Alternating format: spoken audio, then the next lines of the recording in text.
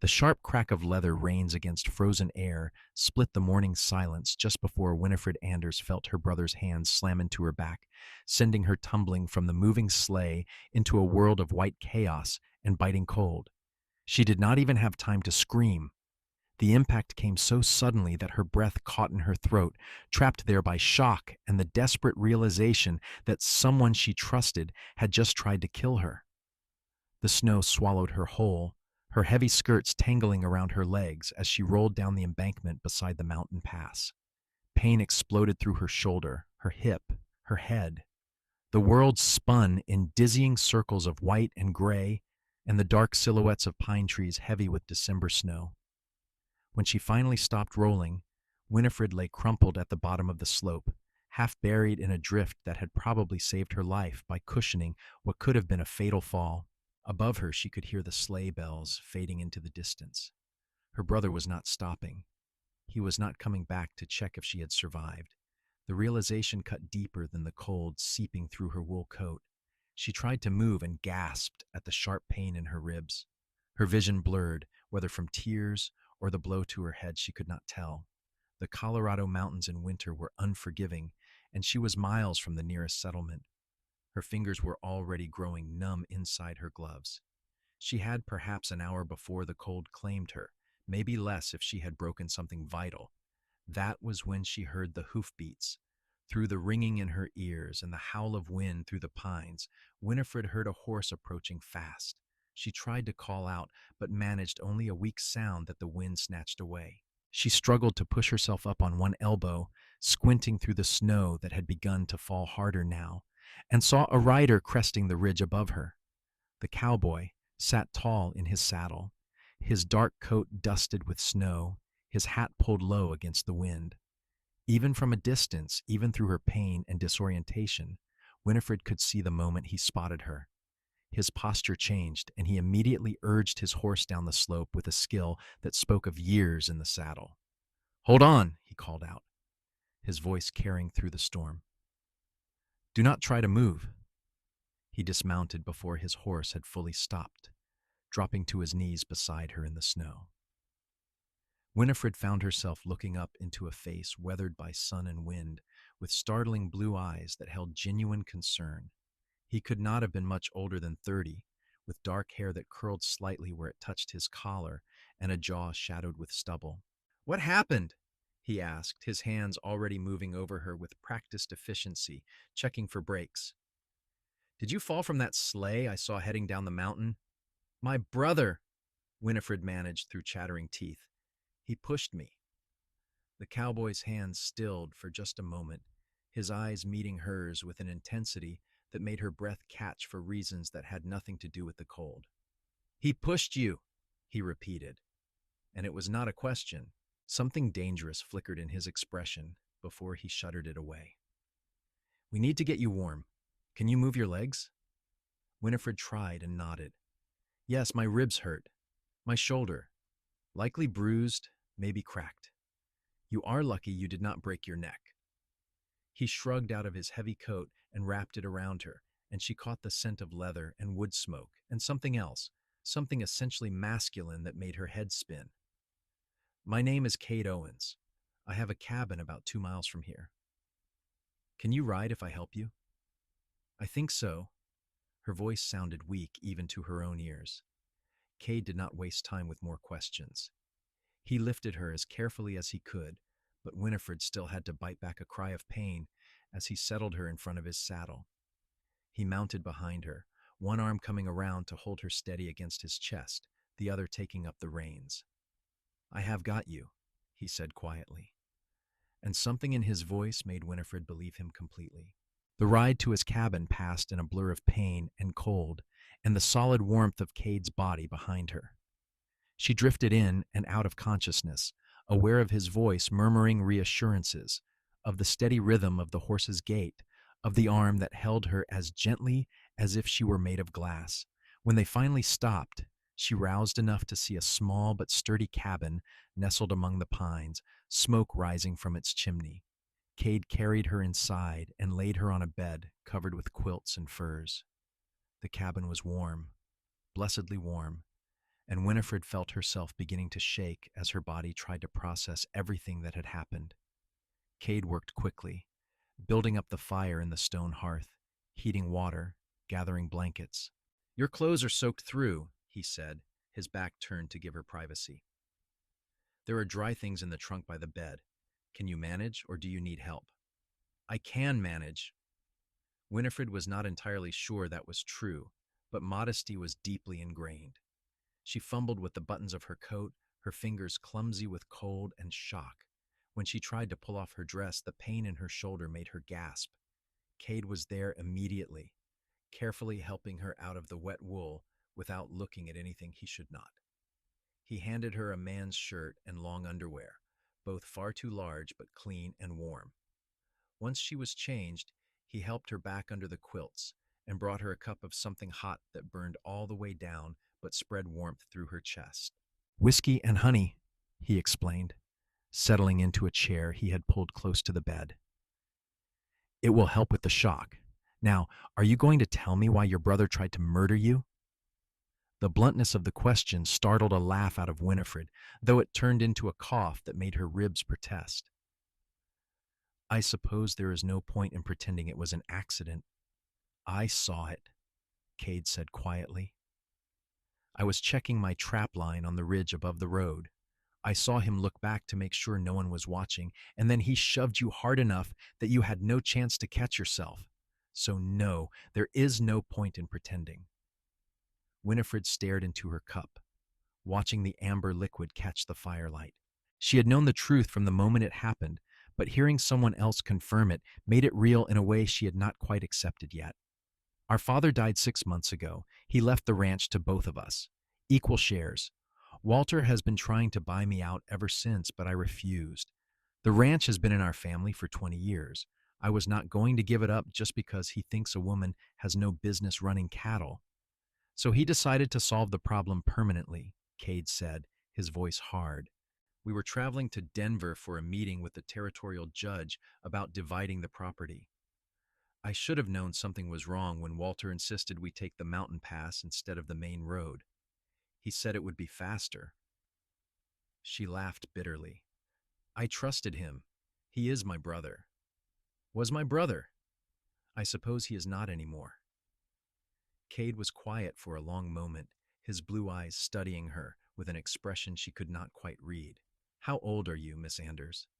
22, and you can call me Winifred. You saved my life. I think that puts us past formalities.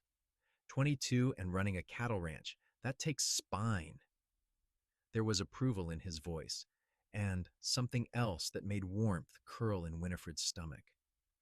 "I am 28, and I have been working cattle since I was 14. I know what it takes. Your brother is a fool as well as a murderer." "What do I do now?" Winifred asked, and she hated the helplessness in her own voice. "I have no proof. It would be his word against mine, and I am just a woman who fell from a sleigh." "You have me," Kade said.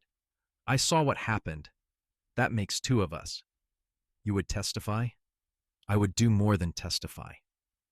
His jaw was set in a line that suggested Walter Anders would regret his actions if Kade Owens ever caught up with him. "But first you need to heal. You are safe here. No one knows about this cabin except me and a few friends. You can stay as long as you need." Winifred should have protested.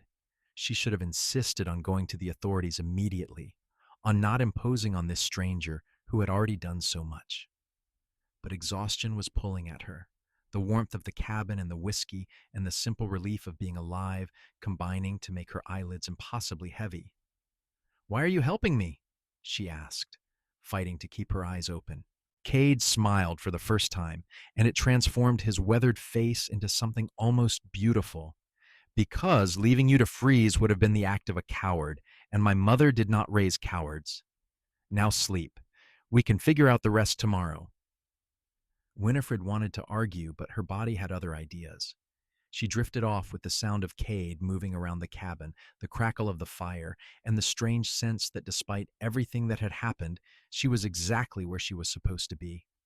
She woke to gray morning light filtering through the cabin's small windows and the smell of coffee and bacon. Her body ached in places she had not known could ache, and when she tried to sit up, her ribs reminded her forcefully of yesterday's tumble down the mountain. But she was alive and warm, and the man moving around the small kitchen area of the cabin was far more appealing than any man had a right to be first thing in the morning. Kade noticed she was awake and brought her coffee without a word. Winifred accepted it gratefully, noting that he had slept in the chair by the fire, a blanket twisted around his legs. He had given her his bed and kept watch all night. "How are you feeling?" he asked, settling back into the chair with his own cup. "Like I rolled down a mountain," Winifred said, but she managed a smile. "Better than I should, considering. Thank you for taking care of me." "You are welcome." Kade studied her over the rim of his cup. "I have been thinking about your situation. Your brother will have reached Denver by now. He will tell whatever story serves him best, probably that you decided to stay behind or that you never made the trip. He will meet with the judge and try to manipulate the proceedings in his favor." "I know." Winifred had been thinking about the same thing. "By the time I can get there, he will have established his narrative, and I will look like a hysterical woman making accusations she cannot prove." "Unless you have me as a witness," Kade reminded her. "But there is another problem. If your brother realizes you survived, he might try again. Men who kill once usually find it easier the second time." A chill ran down Winifred's spine that had nothing to do with the cold. She had not let herself think that far ahead, had not considered that Walter might come looking to finish what he started. "What do you suggest?" "Let him think you are dead," Kade said. "For now, at least. It will give us time to heal, to plan, to gather evidence. I know people in Denver, people who can make inquiries without drawing attention. We find out what your brother is doing, what claims he is making. Then we act. That could take weeks," Winifred protested. "And I cannot hide here forever. I have a ranch to run, cattle to manage. It will be calving season soon." "Your ranch is 200 miles south of here, and your brother will be watching it," Kade pointed out. "If you show up there, he will know you survived. Better to let him relax. Let him think he got away with it. Guilty men get careless when they think they are safe." Winifred knew he was right, but the thought of staying idle while Walter took over everything their father had built made her want to scream. Still, she was in no condition to do anything else. Her ribs hurt with every breath, her shoulder was a mass of bruises, and she had cuts and scrapes she was still discovering. She needed time to heal, whether she wanted to admit it or not. "I do not even know you," she said quietly. "Why would you involve yourself in this? You could be killed. Walter has men who are loyal to him, men who would not hesitate to get rid of anyone who threatens his plans." Kade set down his coffee and leaned forward, his elbows on his knees, his blue eyes locked on hers. "I watched your brother try to murder you in cold blood. I am already involved, and I will not stand by and let him profit from attempted murder. It is not in my nature." "You are either very brave or very foolish," Winifred said, but there was no heat in her words. "Probably both." Kade's smile was wry. "My friends would certainly agree with you, but I meant what I said yesterday. You are safe here, for as long as you need." Winifred looked around the cabin, really taking it in for the first time. It was small but well built, with sturdy furniture and signs of a man who took care of his possessions. Books lined a shelf near the fireplace, more than she would have expected from a cowboy living alone in the mountains. The quilts on the bed were expertly made, probably by his mother or a sister. There were no photographs, no feminine touches that would suggest a wife or sweetheart. "Tell me about yourself," she said. "If I am going to be imposing on your hospitality, I should at least know something about my host." Kade settled back in his chair, and for the next hour, as they ate breakfast and the snow continued to fall outside, he told her his story. He had grown up in Texas, the youngest of 4 brothers, and had learned to ride and rope before he could properly read. His father had been a ranch foreman, his mother a school teacher. When the war between the states ended, the ranch where his father worked had gone under, and the family had scattered. Cade had drifted north, working cattle drives and breaking horses, saving every penny until he could buy land of his own. He had been in Colorado for 5 years now, running a small herd in the valleys below the cabin, which he used during the winter months to check his trap lines and escape the tedium of town life. I like the solitude, he admitted. Always have. Give me a good horse and open country over a crowded saloon any day. You must get lonely, Winifred said. Sometimes. Cade's gaze was direct. But I have learned that being alone is better than being with the wrong people. Quality over quantity, my mother used to say. Winifred found herself telling him her own story in return, how her father had brought her and Walter west when she was 10 years old after their mother died of cholera, how he had built the ranch from nothing, working himself into an early grave to give his children a future, how Walter had always resented that their father treated Winifred as an equal partner, teaching her the business of ranching alongside her brother. Father knew Walter had a mean streak, she said quietly. He told me once that I should never let Walter push me around, that I should stand my ground. I think he knew Walter would try to force me out eventually. I just never thought it would come to murder. Your father sounds like a good man, Cade said. He was the best. Winifred's voice caught, and she looked away, blinking hard.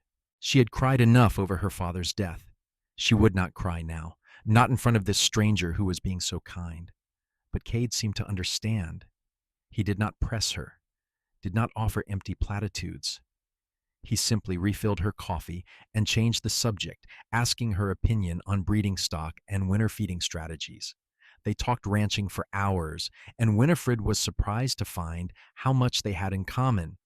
Cade might live simply, but he knew cattle and horses as well as anyone she had ever met. He had ideas about improving bloodlines and managing grazing that were innovative and practical. By the time evening fell, Winifred felt more at ease than she had in months. The pain in her ribs was a constant reminder of what had happened, but here in this small cabin with snow falling outside and a fire crackling in the hearth, she felt safe. More than that, she felt seen in a way she rarely did. Cade listened when she talked, asked intelligent questions, treated her opinions with respect. It was intoxicating. Over the next few days, they fell into a routine. Cade would rise early to tend his horse and check the perimeter of the cabin, making sure no one had been near. He would return with fresh game or fish from the nearby stream, and they would cook together, talking about everything and nothing. Winifred's body began to heal, the worst of the bruises fading from purple to green to yellow. She could move more easily, though her ribs were still tender. Cade was unfailingly respectful, sleeping by the fire every night despite Winifred's protests that she could manage on a pallet on the floor. But she caught him watching her sometimes when he thought she was not looking, and the heat in those blue eyes made her pulse quicken. She found herself watching him too, noticing the way he moved with unconscious grace, the strength in his hands, the rare smiles that transformed his serious face. It was dangerous, this growing attraction. Winifred knew it but could not seem to stop herself. Here in the isolation of the mountains, with only each other for company, it felt natural to lean toward him, to stand a little too close when they cooked together, to let their hands brush when passing plates or cups, to talk late into the night about dreams and fears and all the things people rarely shared. On the fifth night, Cade received a visitor. Winifred had been reading by the fire when she heard hoofbeats outside. Cade was on his feet instantly, his hand moving to the rifle by the door, but he relaxed when he looked through the window. "It is all right," he said.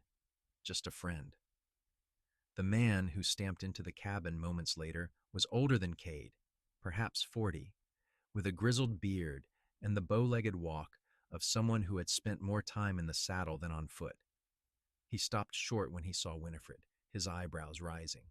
"Well now," he said, looking between Winifred and Cade with open curiosity. "This is unexpected." "This is Winifred Anders," Cade said. "Winifred, meet Thomas Fletcher. He is the friend I told you about, the one who could make inquiries in Denver. Thomas tipped his hat to Winifred, his weathered face breaking into a grin.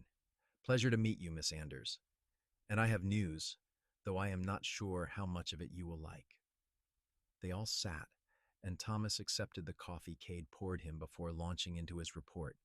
He had been in Denver for the past week, asking questions and listening to gossip. Walter Anders had indeed arrived in town, alone, and had told everyone that his sister had decided to remain at the ranch due to illness. He had met with the territorial judge and submitted documents that supposedly proved Winifred wanted to sell her share of the ranch to him. Forged documents, Winifred said flatly. Almost certainly, Thomas agreed. But without you there to contest them, the judge is inclined to accept them at face value. Your brother has also been spreading rumors that you are unstable, prone to hysteria. He is building a narrative where even if you do show up, your word will be questioned. Rage, hot and fierce, surged through Winifred. That snake. That absolute snake. There is more, Thomas said, and his expression was grim. Your brother has hired men to search for your body. He is claiming it is out of concern, that he worries you might have had an accident on the ranch. But the men he hired are not the type you call in for a rescue mission. They are the type you hire when you want a body to stay disappeared. He knows, Winifred said, her blood running cold. He knows I might have survived. Or he wants to make sure either way, Kade said. His jaw was tight, and Winifred could see the anger in the set of his shoulders. How long before they search this area? They are working their way north from the ranch, Thomas said. You probably have a week, maybe two, before they get to the mountain pass where it happened. After that, they might start checking the surrounding areas. Then we need to move, Kade said. We take Winifred to Denver ourselves, with Thomas as an additional witness. We go to the marshal, lay out everything that happened. With two witnesses, Walter cannot dismiss it as hysteria. He will have lawyers, Winifred warned. Good ones, and he has money to spread around, make problems go away. Then we make sure the story is too public to bury, Thomas said. I know a reporter with the Rocky Mountain News. He would love a story about attempted murder and forged documents. Once it is in print, the authorities will have to act or look corrupt. It was a good plan, Winifred had to admit. Not without risks, but better than any alternative she could think of. Still, the thought of leaving the cabin, of facing Walter and all the ugliness that would come with it, made her want to retreat under the quilts and pretend the outside world did not exist. As if sensing her reluctance, Kade reached over and took her hand. It was the first time he had touched her with anything more than practical necessity, and the warmth of his palm against hers sent a jolt through her entire body. You do not have to do this alone, he said quietly. I will be with you every step of the way. I promise. Winifred looked at their joined hands, then up at Kade's face. What she saw there made her breath catch. It was not just concern or kindness or even attraction, though all of those were present. It was something deeper, something that made her pulse race and her chest tighten. Why?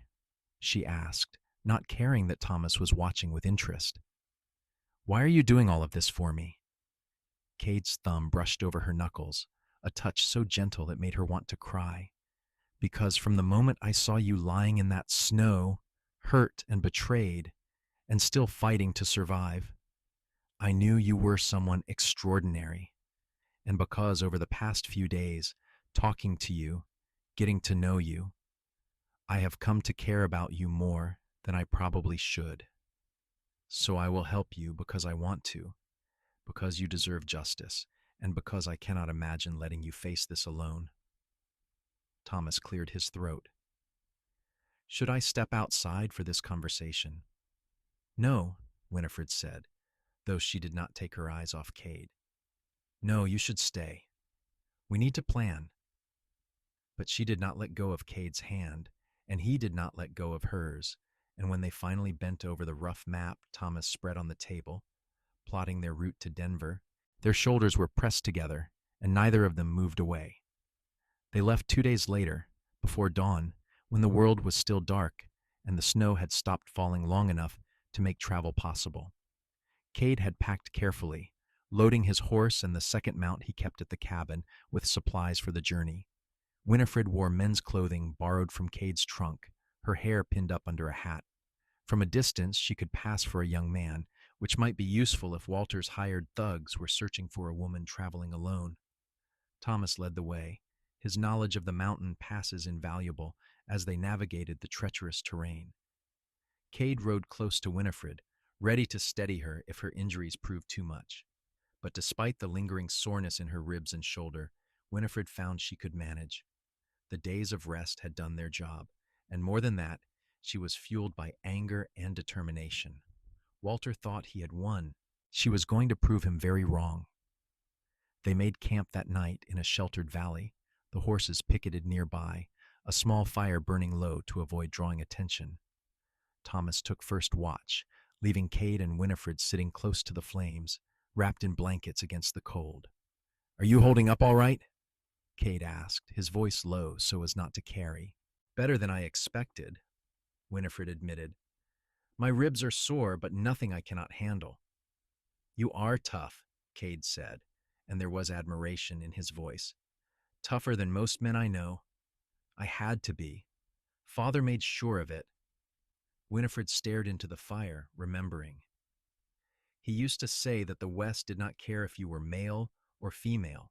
It would kill you just as quick if you were not prepared. So he taught me everything he taught Walter. How to shoot, how to ride, how to read land and weather and cattle. Walter hated it. He thought Father was undermining his authority as the son." "Your father was right," Cade said. "And Walter was a fool." They sat in comfortable silence for a while, the fire crackling and the wind sighing through the pines. Then Cade said, "What will you do after this is over? Assuming we can prove what Walter did, assuming you get the ranch back, what then?" Winifred had been asking herself the same question. "I do not know if I can go back. The ranch holds so many memories, and now it will always be tainted by what Walter did, but it is all I have, all I know. I suppose I will figure it out when the time comes." "You could always start fresh somewhere else," Cade suggested carefully. "Sell the ranch. Use the money to buy land somewhere new. Build something that is entirely yours, with no painful memories attached." "That would feel like letting Walter win," Winifred said. "Or it could feel like freedom." Cade shifted, turning to face her more fully. "I am not saying you should. It is your decision entirely.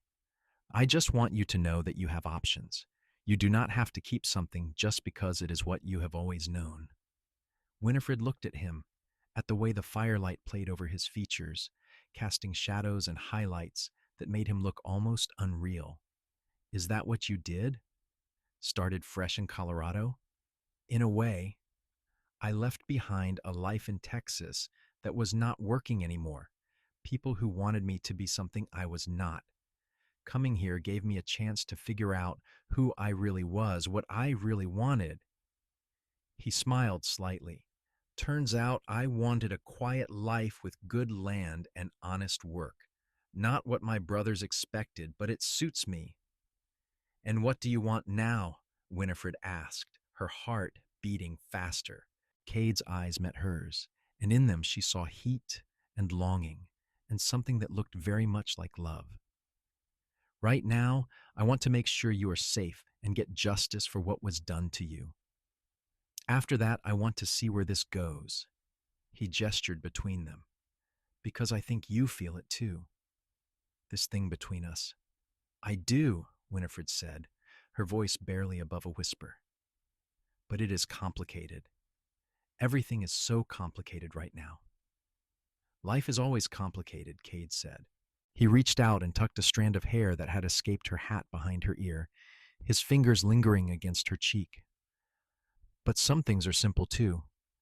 Like the fact that I have never met anyone like you. Like the fact that when I look at you, I see a future I did not know I wanted until now." Winifred's breath caught. "Cade, I am not asking for promises," he said quickly. I know this is not the time or place. I just want you to know that when this is over, when you have your life back and you can make choices that are not driven by survival, I will be here if you want me to be. Winifred did not let herself think, did not let herself worry about propriety or timing or any of the 100 reasons this was a bad idea. She leaned forward and kissed him, her cold lips finding his warm ones in a meeting that sent sparks racing through her entire body. Cade made a sound low in his throat and kissed her back, one hand coming up to cup the back of her neck, the other finding her waist and pulling her closer. It was everything Winifred had imagined, and more: heat and sweetness, and a desperate hunger that made her forget about the cold and the pain and everything else except the man in her arms. When they finally broke apart, both breathing hard, Cade rested his forehead against hers. I have wanted to do that since the first day, he admitted. So have I, Winifred said, and she felt him smile against her skin. From somewhere in the darkness, Thomas called out, if you two are done making moon eyes at each other, we should probably get some sleep. Long ride tomorrow. They broke apart, laughing, and settled into their bedrolls on opposite sides of the fire. But Winifred lay awake for a long time afterward, her fingers touching her lips, feeling the ghost of Cade's kiss and thinking about futures and choices and the terrifying, wonderful possibility of love. The next 3 days of travel were hard but uneventful. They pushed as much as they dared, covering ground quickly while staying alert for any sign of Walter's hired men. Thomas proved to be an excellent scout, his years of experience showing in the way he picked routes and avoided areas where they might encounter others.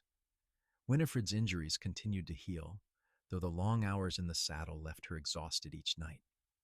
Cade was always there, helping her dismount, making sure she had food and water, checking her ribs with gentle hands to ensure nothing had gotten worse.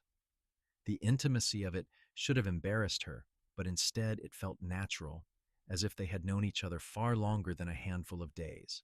They did not kiss again, not with Thomas always nearby, and the urgency of their mission pressing on them, but the tension between them was a living thing.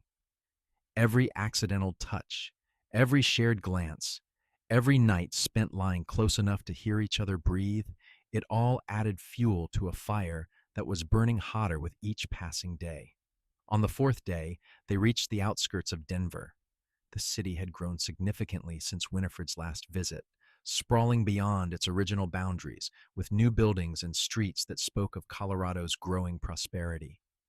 The gold rush days were past, but silver had brought a new wave of fortune seekers, and the territory was booming. Thomas led them to a modest hotel on the edge of the business district, one he said was run by a widow who could be trusted to keep her mouth shut. Cade secured 2 rooms, one for Winifred and one for himself and Thomas, and they all cleaned up as best they could before meeting to discuss strategy. First thing tomorrow, we go to the marshal, Thomas said. We lay out the whole story, with both your testimony and Cade's as witness. We also go to the newspaper. My friend will want to interview you, Winifred, and while I know that will be hard, we need the public pressure. What about the judge? Winifred asked. The one Walter was meeting with about the ranch? We need to get ahead of that, Cade said.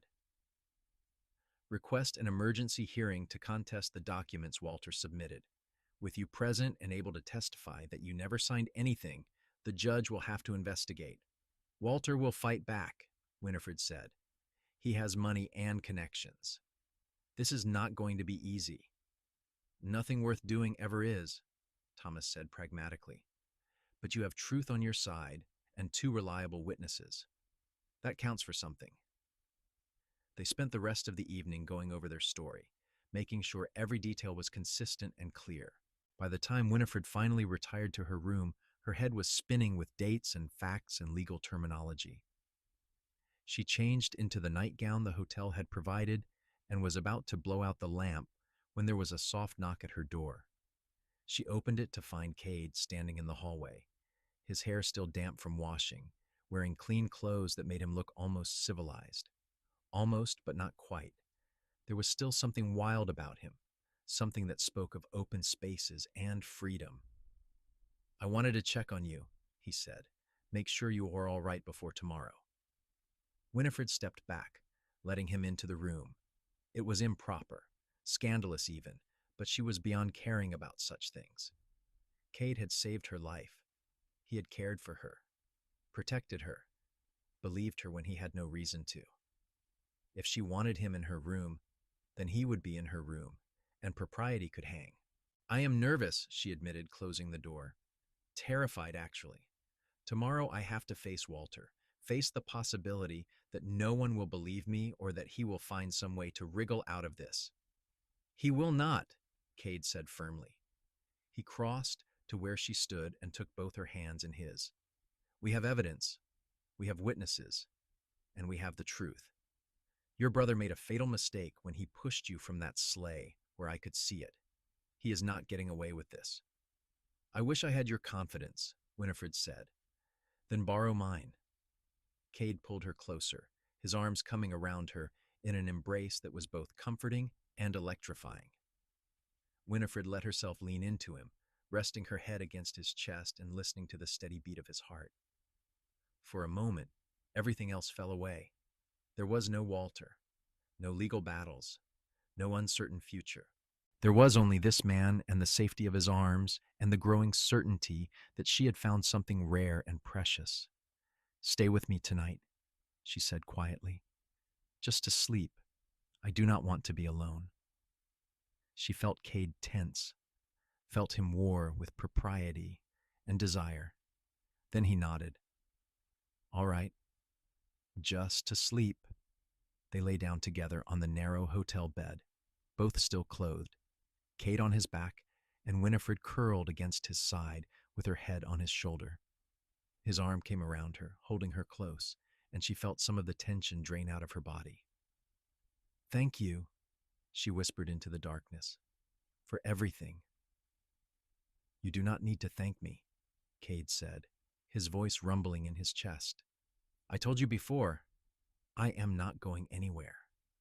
Winifred fell asleep like that, safer than she had felt in months, and did not wake until morning light was filtering through the curtains and Kade was carefully extracting himself from her arms. I need to get back to my room before Thomas comes looking and gets the wrong idea, he said with a smile. Or the right idea. Either way, we should probably avoid giving him more ammunition for teasing. Winifred laughed and let him go, though part of her wanted to pull him back down and damn the consequences. But today was important. Today would set everything in motion that would either restore her life or destroy what little she had left. She dressed carefully in the one good dress she had brought, a dark blue wool that was appropriate for meeting with authorities. She pinned her hair up properly for the first time in over a week, wincing as she reached above her shoulder. The bruises were fading, but they were still visible when she looked in the mirror. Dark marks that told a story of violence and betrayal. The marshal's office was in the center of town, a solid brick building that spoke of law and order in a territory that had not always had much of either. Marshal James Crawford was a lean man in his 50s with sharp eyes and a no-nonsense manner. He listened to their story without interrupting, taking notes occasionally, his expression giving nothing away. When they finished, he sat back in his chair and studied all three of them. That is quite a tale, he said finally. You are accusing a prominent rancher of attempted murder. You understand that is a serious charge? I understand that my brother pushed me from a moving sleigh and left me to die in the snow, Winifred said, keeping her voice steady. If Mr. Owens had not happened to see it and come to my aid, I would be dead right now. That seems serious enough to me. I saw it happen, Kade said. I will swear to it in court. As will I, Thomas added. I may not have witnessed the attack itself, but I can testify to the forged documents and the hired men searching for a body. Marshal Crawford tapped his pencil against his desk. I will need to investigate, talk to witnesses, verify your story. In the meantime, I can bring Walter Anders in for questioning, but unless I can find solid evidence, a judge is not going to issue an arrest warrant based solely on accusations. What about the forged documents? Winifred demanded. Surely that is evidence. I will look into it, the marshal said. But document fraud is a civil matter, not criminal. It is not enough to hold someone on attempted murder charges. Winifred felt her hopes sinking. This was exactly what she had feared, that the system would protect Walter simply because he was a man with money and connections, while she was just a woman with a wild story. Kade must have sensed her despair because he reached over and took her hand, squeezing it gently. What if we bring in additional witnesses? People who can speak to Walter Anders's character, his financial situation, his motive for wanting his sister dead? That would help, the marshal admitted. But it is going to take time. This is not something that will be resolved in a day or even a week. Time we may not have, Thomas said. Walter has hired men searching for evidence of what he did. If they realize Winifred is alive and in Denver, they might try to finish the job. The marshal's expression hardened. Are you suggesting I cannot keep a witness safe in my own city? I am suggesting that hired killers do not always play by the rules, Thomas said bluntly, and that Winifred would be safer if we keep her presence here quiet until you have enough to arrest Walter. I can protect her, Kade said, his voice leaving no room for argument. But we need your cooperation. We need you to actually investigate instead of dismissing this as a family squabble. For a long moment, the marshal just looked at them. Then he sighed. All right, I will investigate, but you need to keep Miss Anders out of sight until I have gathered enough evidence to move forward. And if I find out you are lying to me, any of you, I will throw you all in jail for wasting my time and obstructing justice. Are we clear? Crystal clear, Winifred said. They left the marshal's office and headed directly to the offices of the Rocky Mountain News. Thomas's friend, a reporter named Samuel Green, was a middle-aged man with ink-stained fingers and the sharp, curious gaze of someone who made his living uncovering secrets. He listened to their story with growing excitement, scribbling notes and asking pointed questions that made Winifred relive the worst moments of that day on the mountain pass. But she forced herself to answer honestly, holding nothing back. If they were going to use the press to put pressure on the authorities, then she needed to give Samuel everything. This is going to be a front-page story, Samuel said when they finished. Attempted murder, inheritance fraud, a dramatic rescue. People eat this stuff up. I will need a few days to verify facts and talk to sources, but once I publish, your brother is not going to be able to hide. How soon can you print it? Kade asked. 3 days, maybe 4, Samuel said. I need to be careful. If I rush this and get something wrong, it damages the credibility of the whole story. Better to take a little extra time and make sure it is bulletproof. Winifred wanted to argue, wanted to demand he publish immediately, but she knew he was right. A rushed story could be dismissed as sensationalism. A carefully researched piece with verified facts would be much harder to ignore. They left the newspaper office and spent the rest of the day laying low, staying in the hotel and avoiding places where they might be recognized. Kade went out once to buy supplies and came back with news that had Winifred's blood running cold. Walter is in town, he said. I saw him coming out of a lawyer's office on Market Street.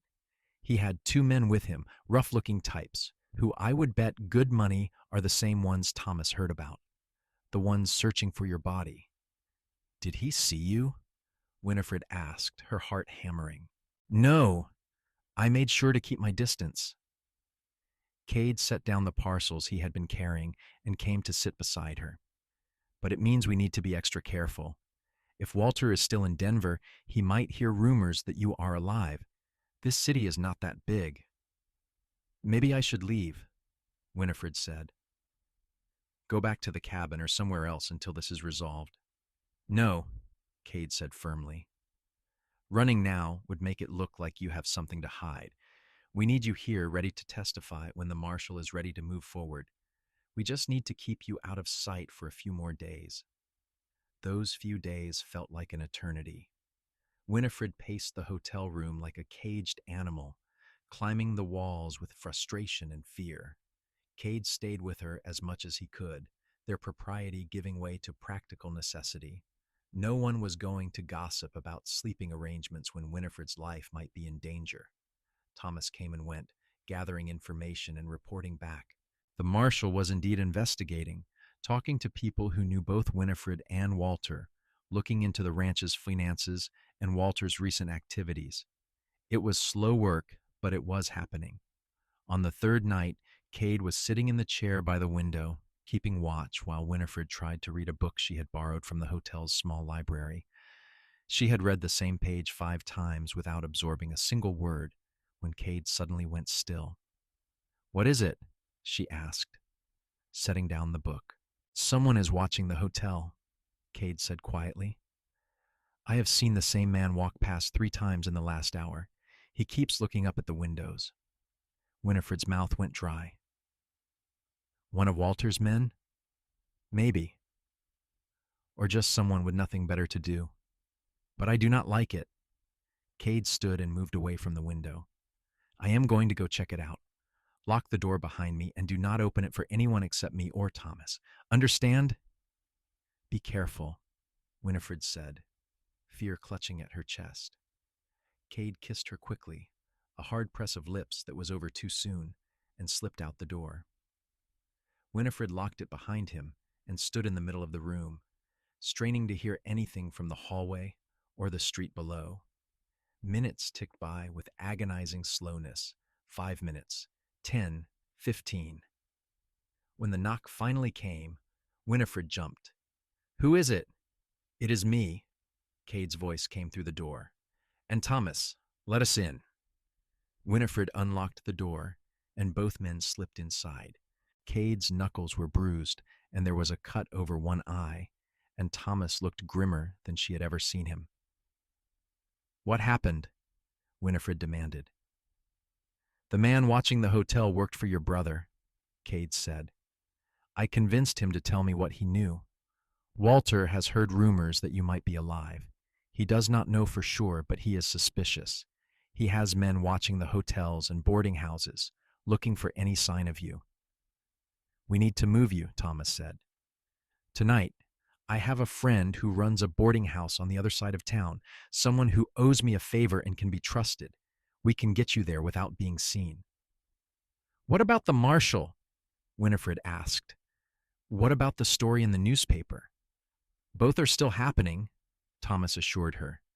"But we need to keep you safe in the meantime. Walter is getting desperate, and desperate men do stupid, violent things." They packed quickly, Winifred leaving behind anything that was not essential. Cade led the way down the back stairs of the hotel, checking around every corner, his hand never far from the gun at his hip. They moved through the dark streets like shadows, avoiding the main thoroughfares and sticking to alleys and side roads. The boarding house was a modest 2-story building in a neighborhood that had seen better days.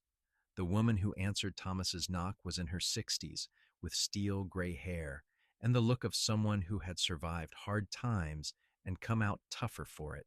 "Thomas Fletcher," she said, her voice carrying the faint trace of an Irish accent. "I should have known you would only come calling when you needed something." "I need a safe place for a friend, Margaret," Thomas said. No questions asked, no name in the register. Margaret looked at Winifred, her sharp eyes taking in everything. "She in trouble?" "The worst kind," Thomas said. "But she is innocent, and we are trying to make things right." "All right," Margaret said after a moment. "But you owe me, Fletcher. I will collect eventually." "I would expect nothing less," Thomas said with a grin.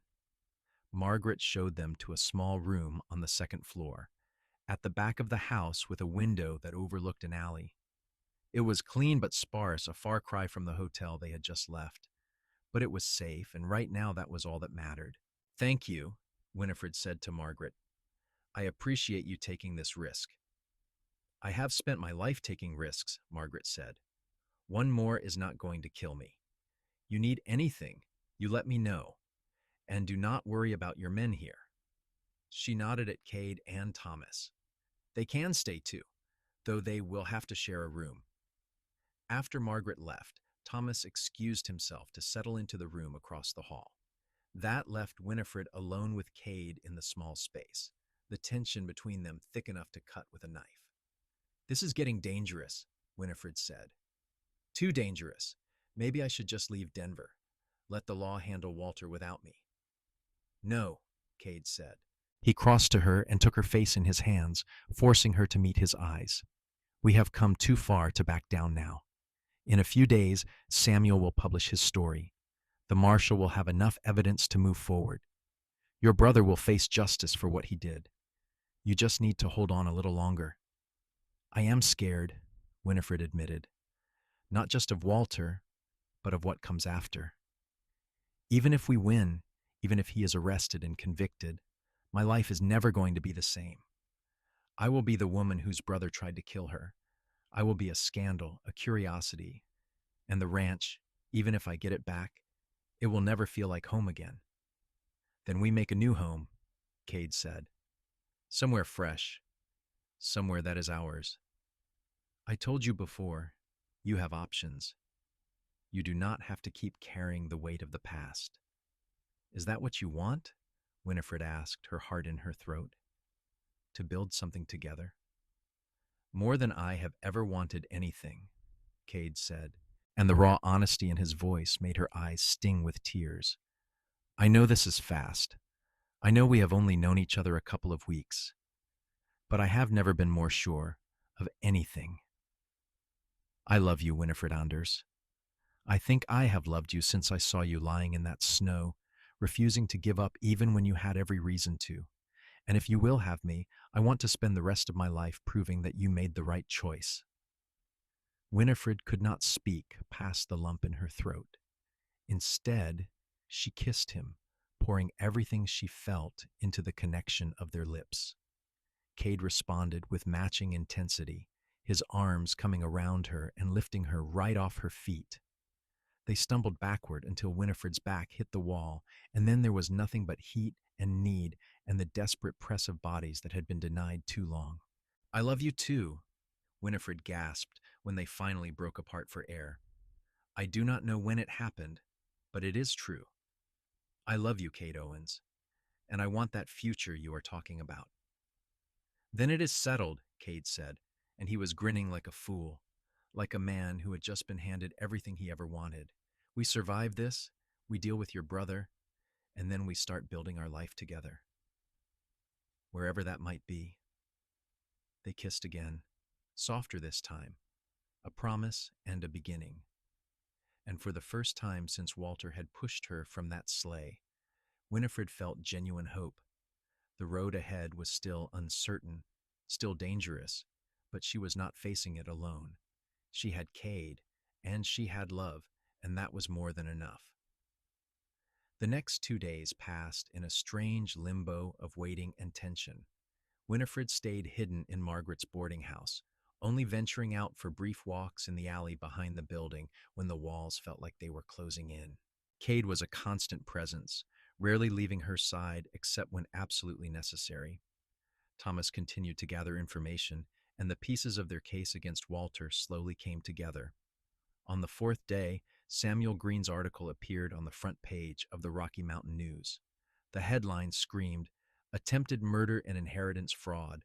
Local rancher accused of pushing sister from Sleigh."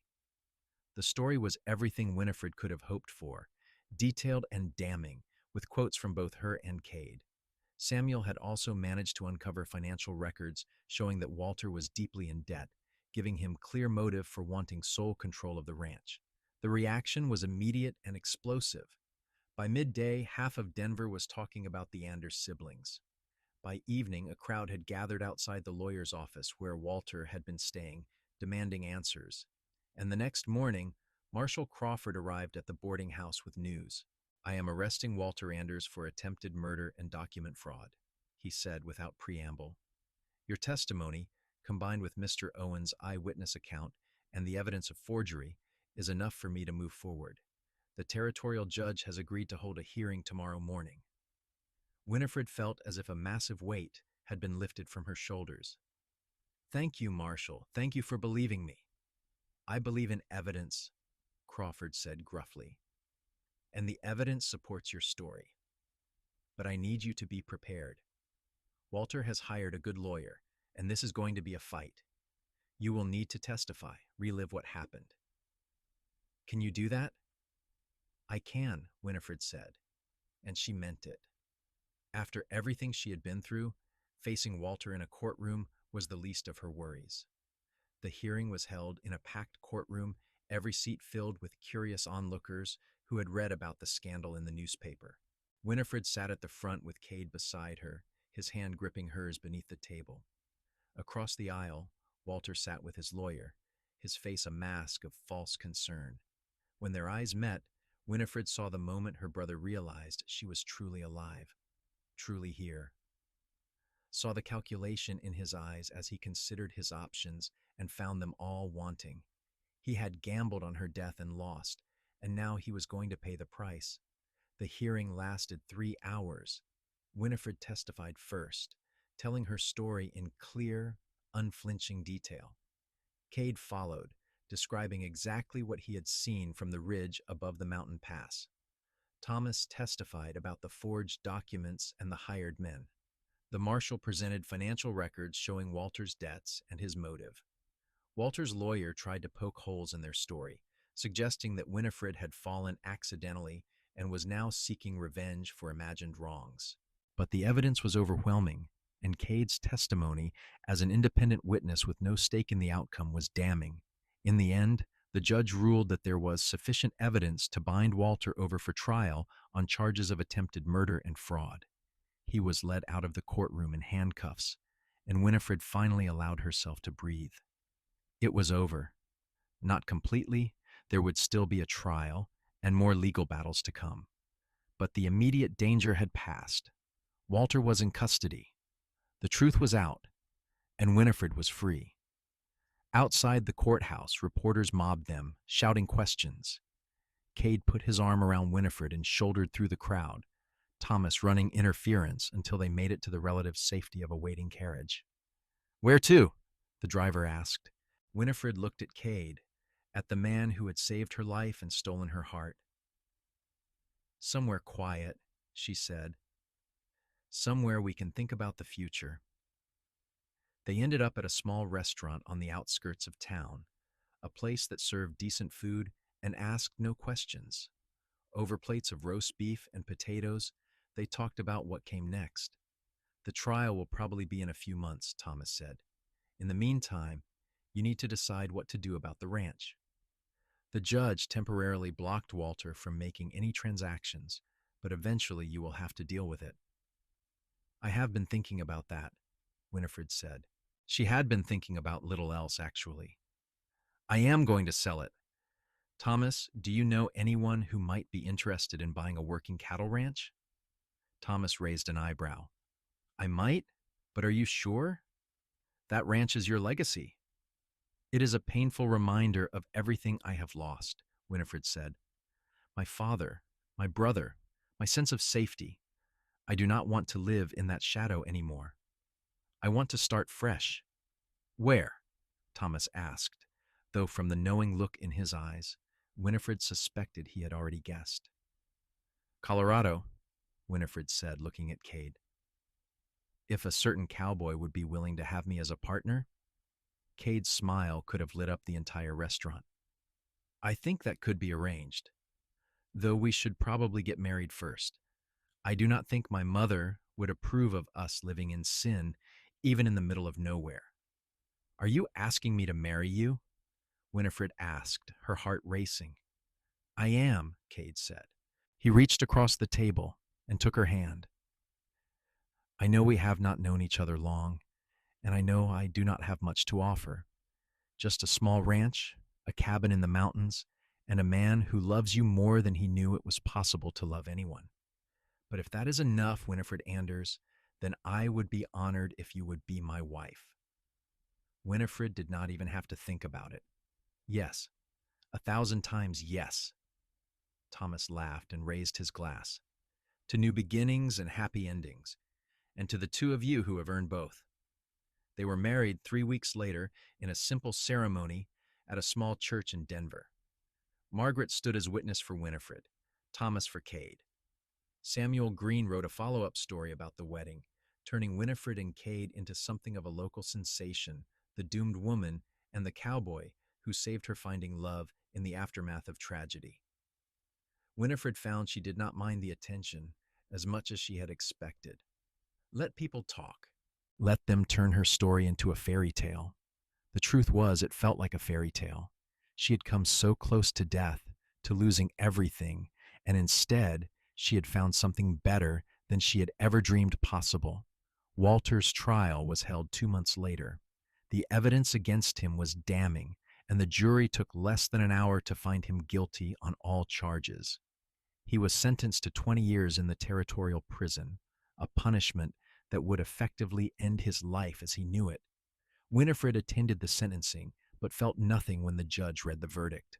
Walter had made his choices, and now he would live with the consequences. She had already moved on, already started building the life she wanted. The ranch sold quickly to a family from Kansas looking to relocate. The money from the sale was more than Winifred had expected, enough to pay off her father's remaining debts and still have a substantial sum left over. She and Cade used part of it to expand his ranch, buying adjoining land and increasing their herd. The rest they saved, a nest egg for the future they were building together. That first year of marriage was hard work, but also the happiest time of Winifred's life. She and Cade worked side by side, up before dawn to check cattle and mend fences, falling into bed exhausted every night.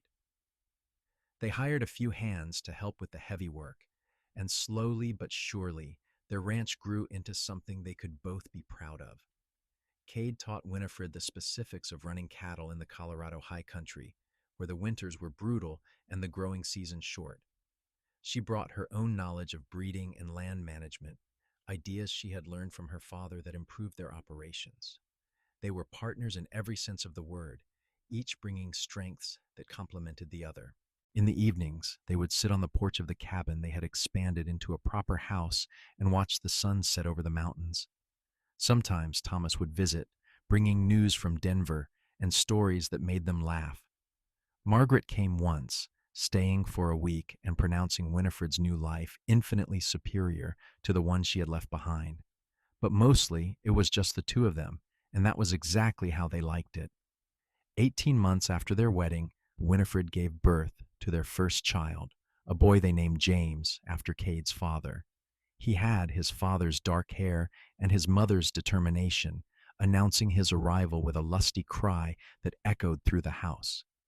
Cade held his son with shaking hands, tears streaming down his face, and Winifred knew she had never seen him happier. "He is perfect," Cade whispered, placing the baby carefully in Winifred's arms.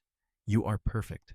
I do not know what I did to deserve this, but I am grateful every single day." "We deserve it," Winifred said, looking down at her son's tiny face. "We survived. We fought for this, and now we get to enjoy it." 2 years later, a daughter arrived, a blonde whirlwind they named Catherine, who had her mother's green eyes and her father's stubborn streak. The house that had once seemed too big for just the two of them was suddenly filled with noise and laughter and the beautiful chaos of family. Cade proved to be a wonderful father, patient and loving, teaching his children to ride almost before they could walk. He told them stories of the wild country where they lived, passed on the skills that had kept him alive for so many years. But he also read to them every night, insisted they learn their letters and numbers, wanted them to have opportunities he had not. Winifred watched her children grow and felt a contentment she had never known was possible. She thought sometimes of her father, wished he could have met his grandchildren, known that she had found happiness. She thought less often of Walter, locked away in prison, though she heard occasional updates through Thomas. Her brother had become a bitter, angry man, refusing all visits and blaming everyone but himself for his situation. Winifred could not find it in herself to care. She had wasted enough of her life on Walter's toxic presence. Now she focused on the people who mattered, on building something positive and lasting. 5 years after their wedding, Cade surprised her with a trip to Denver. They left the children with Margaret, who had moved closer to help with the growing family, and spent 3 days in the city where their story had begun. On their last night, Cade took Winifred to dinner at the finest restaurant in Denver, a place so fancy she felt out of place in her nicest dress. But Cade looked at her like she was the most beautiful woman in the world, and her self-consciousness melted away. "Do you ever regret it?" Cade asked over dessert. "Giving up your father's ranch? The life you could have had." "Not for a single second," Winifred said, and she meant it. "That ranch was my past, tied to pain and loss. What we have built together is my future, full of love and possibility. I would not trade it for anything." Cade reached across the table and took her hand, his thumb brushing over the wedding band she wore. "I love you, Winifred Owens, more now than the day I married you," which I would not have thought possible. "I love you too," Winifred said. "You saved my life in more ways than one. You gave me a reason to keep fighting, a future worth believing in."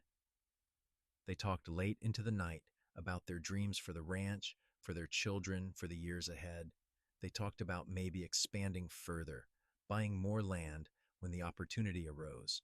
They talked about the school they wanted to build in the valley so their children and the children of their ranch hands would have proper education. They talked about growing old together, watching their grandchildren play in the same mountains where their own story had begun. And through it all, Winifred was struck by the improbable chain of events that had brought them together. If Walter had not tried to kill her, if Cade had not been checking his trapline that exact day, at that exact time, if he had not been the kind of man who would ride to help a stranger, if she had not been strong enough to survive the fall. So many ifs, any one of which could have changed everything. But they had all fallen into place, like pieces of a puzzle, revealing a picture neither of them could have imagined. And now here they were, 5 years later, with a thriving ranch and 2 beautiful children, and a love that had only grown deeper with time. When they returned home, their children ran to greet them, James chattering about the calf he had helped birth while they were gone, Catherine showing off a drawing she had made of the mountains. Cade scooped them both up, one in each arm, and Winifred felt her heart swell with so much love she thought it might burst. This was what happiness looked like. Not a fairy tale ending, but something better. A real life, filled with hard work and challenges and moments of pure joy. A partnership built on mutual respect and deep love. A family created by choice and commitment and the daily decision to show up for each other, no matter what. That night, after the children were asleep and the house was quiet, Winifred stood on the porch and looked out at the mountains silvered by moonlight. Somewhere out there was the pass where she had nearly died, the place where her old life had ended and her new one had begun. She did not regret the path that had brought her here. Not the pain, not the fear, not even Walter's betrayal. Because without all of that, she would never have known Cade. She would never have discovered her own strength, her ability to survive and thrive, and build something beautiful from the ruins of what she had lost. Cade came up behind her and wrapped his arms around her waist, resting his chin on her shoulder. "What are you thinking about?" "How lucky I am," Winifred said, leaning back into his embrace. "How a moment that should have destroyed me ended up being the best thing that ever happened to me. The best thing that ever happened to me was being in the right place at the right time to help you," Cade said. "Everything good in my life traces back to that day." They stood there together, wrapped in each other's arms, looking out at the land they had built their life on. Inside the house, their children slept peacefully. Around them, the ranch hummed with the quiet sounds of evening, cattle lowing softly, horses shifting in their stalls, the wind whispering through the pines. It was not a perfect life.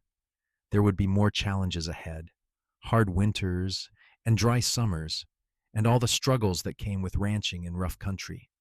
But they would face it together, as they had faced everything else, side by side, partners in every way that mattered. And that, Winifred thought, as Cade pressed a kiss to her temple, was more than enough. It was everything. 10 years after their wedding, The Owens Ranch had become one of the most successful operations in the territory. They had expanded to include over 1,000 acres of prime grazing land, running several hundred head of cattle and breeding some of the finest horses in Colorado. The small cabin where Winifred had first recovered had been transformed into a bunkhouse for their ranch hands, while the main house had grown into a sprawling structure that could accommodate their growing family.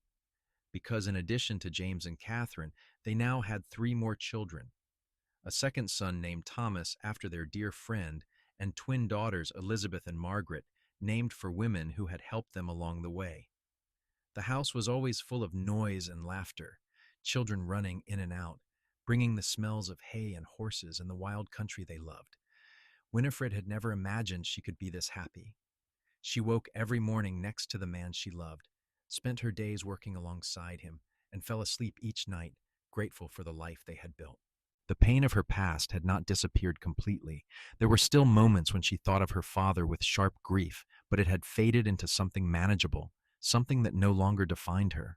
Walter had died in prison 2 years earlier, succumbing to pneumonia during a particularly harsh winter. Thomas had brought the news, asking carefully if Winifred wanted to attend the funeral. She had declined. Whatever connection she had felt to her brother had died on that mountain pass. The man in the prison had been a stranger, and she had no desire to pretend otherwise. Instead, she had taken Cade's hand and gone for a long ride through their land, breathing in the clear mountain air and feeling grateful for every day she had been given. Life was too short to waste on bitterness or regret. She had learned that lesson the hard way, and she refused to forget it.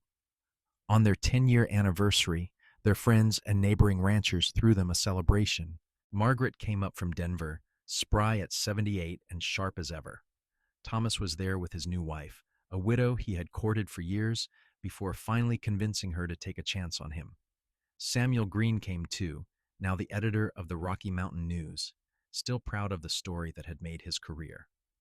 As Winifred looked around at the crowd of people who had come to celebrate with them, she was struck by how full her life had become. She had a husband who loved her, children who made her laugh every day, friends who had stood by her through the darkest times. She had work that challenged her and land that called to something deep in her soul. Cade found her standing on the edge of the celebration, taking it all in. "Are you all right?" he asked, slipping an arm around her waist. "More than all right," Winifred said, leaning into him. "I was just thinking about how different my life could have been. If you had not been there that day, if you had not cared enough to help a stranger." "You were never a stranger," Cade said softly. "From the first moment I saw you, fighting to survive despite everything, I knew you were someone special. I just did not realize yet that you were going to be my everything." Winifred turned in his arms and kissed him, not caring who might be watching. After 10 years of marriage, she was still not tired of kissing this man, still felt butterflies when he looked at her a certain way. "I love you," she said when they finally broke apart. "Thank you for saving me. Thank you for loving me. Thank you for this life." "Thank you for choosing me," Cade replied, "for taking a chance on a cowboy with nothing but a small ranch and big dreams. You made all of this possible." "We made it possible," Winifred corrected. Together, they rejoined the party, dancing and laughing with their children and friends late into the night. James, now 9 years old and already showing signs of becoming a skilled horseman like his father, asked Winifred to dance, stepping carefully on her feet and grinning up at her. Catherine, 7 and fearless, was teaching the younger children how to do a reel, her blonde curls bouncing as she spun. The younger three were being watched by Margaret, who had commandeered a comfortable chair and was holding court, telling stories of her youth in Ireland that had the children wide-eyed with wonder. Thomas was deep in conversation with several of the neighboring ranchers, no doubt planning some new venture or scheme. As the moon rose over the mountains and the party began to wind down, Winifred found herself back on the porch with Cade, watching their guests depart. The children had finally been put to bed, exhausted and happy, and the house was settling into the comfortable quiet of night. 10 years, Cade mused, his arm around Winifred's shoulders. "It feels like both forever and no time at all." "I know what you mean," Winifred said. "Sometimes I still wake up and cannot believe this is my life, that I get to wake up next to you every day, that we built all of this together." "We are going to build a lot more," Kade said. "James is already talking about wanting to manage his own herd when he is older. Catherine keeps asking when she can start breeding horses. This ranch is going to be their legacy, something they can pass on to their own children someday." The thought made Winifred smile. She liked the idea of her children and grandchildren working this land, of the Owens name becoming synonymous with quality cattle and horses. It was a different kind of legacy than the one her father had built, but it was theirs, earned through hard work and dedication and love. "Do you ever wonder what your father would think?" Kade asked, as if reading her mind. "If he would be proud of what you have accomplished?" "I think he would be," Winifred said thoughtfully. "He always wanted me to be strong, to stand on my own 2 feet. I think he would have liked you too. He respected men who were not afraid of hard work and who treated their partners as equals." "I wish I could have met him," Kade said. "Thanked him for raising such an incredible daughter." They stood in comfortable silence for a while, listening to the night sounds of the ranch. An owl hooted in the distance. The horses shifted in the barn. A coyote called from the hills, its cry lonely and wild. "Come to bed," Kade said finally, pressing a kiss to the top of Winifred's head. "Tomorrow is going to be another long day, and we need our rest." But instead of following him immediately, Winifred took one last look at the mountains, dark shapes against the starlit sky. Somewhere out there was the place where her story with Kade had begun, where death had been transformed into life, tragedy into triumph. She sent up a silent thank you to whatever force had put Kade on that ridge at exactly the right moment, to the chain of unlikely events that had brought them together, to the strength she had found within herself to survive and the courage to embrace a new future. Then she turned and followed her husband inside, ready to face whatever tomorrow might bring. Because she was not alone. She would never be alone again. She had Kade, and she had their children, and she had the life they had built together in these wild mountains. And that was all she would ever need. 20 years after that fateful day on the mountain pass, Winifred Owens sat on her porch and watched the sun rise over land that stretched as far as the eye could see. The Owens Ranch was now one of the largest in Colorado, employing over 30 hands and running thousands of head of cattle.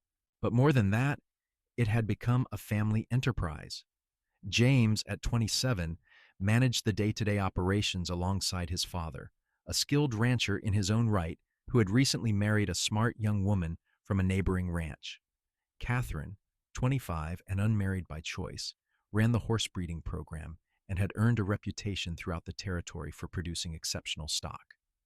The younger three were still finding their paths, but all showed the same dedication and work ethic their parents had instilled. Kade came out to join her, moving a bit slower than he had 20 years ago, but still strong and capable at 48. His hair was threaded with gray now, and there were lines around his eyes from years of squinting into the sun. But to Winifred, he was still the most handsome man she had ever seen. "Beautiful morning," he said, settling into the chair beside hers. "They all are," Winifred replied, reaching over to take his hand. They sat together as they had countless times before, watching their land come to life with the new day. In the distance, they could see James and several hands moving cattle to fresh grazing. Closer to the house, Catherine was working with a young colt in the training pen, her voice carrying on the morning air as she encouraged the animal. "Do you ever regret it?" Winifred asked, the same question Kade had asked her years ago in Denver. "Taking in a half-frozen woman you found in the snow and having your entire life turned upside down?" Kade laughed, the sound rich and warm. "Not for a single second. That half-frozen woman became my wife, gave me 5 incredible children, and built this ranch with me. If anything, I should be asking if you regret letting a cowboy with nothing but a cabin and a few cows convince you to marry him. Never, Winifred said firmly. You gave me a life I never dreamed possible. You showed me what it means to be truly loved and supported. Everything good in my life traces back to the day you rode down that mountain to help me. They were interrupted by the sound of children's laughter. Their first grandchild, James's daughter Sarah, came running around the corner of the house, chased by her grandfather's old dog. At 3 years old, she was already showing signs of becoming as fearless and independent as her grandmother. Grandma, Grandpa, Sarah called, changing direction to run toward the porch. Look what I found. She held up a perfectly ordinary rock with such pride that both Winifred and Kade made appropriately impressed noises. Winifred pulled the little girl into her lap, breathing in the scent of sunshine and childhood, and felt her heart overflow with contentment. This was what they had built, not just a successful ranch or a family business, but a legacy of love and hard work and the belief that anything was possible if you were willing to fight for it. Their children would carry it forward, and their children's children after that, each generation adding their own chapter to the story. But it had all started with a moment of violence and betrayal transformed into rescue and love, with a cowboy who had chosen to help instead of looking away, with a woman who had refused to let tragedy define her future. As Sarah chattered away about her rock and the dog and the calf she had seen being born yesterday, Winifred caught Cade's eye over the child's head. The look they shared said everything that needed to be said: gratitude for the life they had built, love that had only deepened with time, joy in the family they had created, and the absolute certainty that they would do it all again, exactly the same way given the choice. Because some things are worth fighting for, some people are worth risking everything for, and some love stories, against all odds, really do have happy endings. This was theirs, hard-won and deeply cherished, and it would endure for generations to come. The sun climbed higher in the Colorado sky, bathing the Owens ranch in golden light. Inside the house, breakfast was being prepared, the sounds and smells of family life filling every room. In the barn, horses nickered for their morning feed. In the pastures, cattle grazed peacefully, their calves playing in the grass. And on the porch, a man and a woman who had found each other in the worst of circumstances sat hand in hand, watching their grandchild play, and felt nothing but profound gratitude for every single day they had been given together. It was enough. It was everything. It was home.